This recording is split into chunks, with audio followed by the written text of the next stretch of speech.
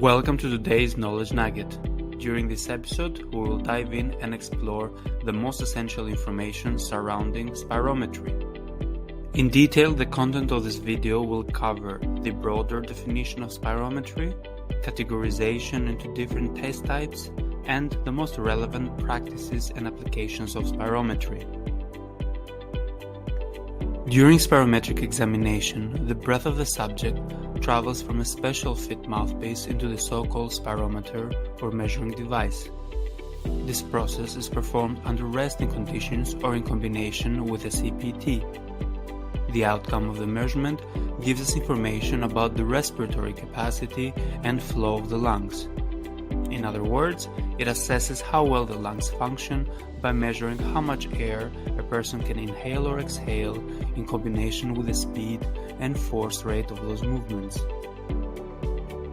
The main maneuvers of spirometry are listed on this table, starting off with a vital capacity test, which is mostly used on patients with respiratory limitations where no forcing of the breathing maneuver is required.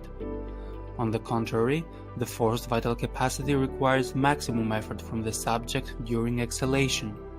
And lastly, the maximum voluntary ventilation demands the subject to breathe in and out as much and as fast as possible for 15 seconds. By conducting these maneuvers, the clinicians or sport physicians can diagnose a series of chronic lung conditions. Here we see a graphical representation of the forced vital capacity on the performance of static lung volumes. This respiratory curve can later on be combined with the respiratory recordings during a stress test, the so-called exercise flow volume loops, thus providing us a conclusive picture on the dynamics of respiration under stress. By observing the ventilation curve for any disturbances of the loop, we could potentially diagnose stress-induced asthma. To conclude, spirometry is a diagnostic approach to assess and identify limitations of the lungs. It can either take place during a resting state or be implemented within an exercise condition.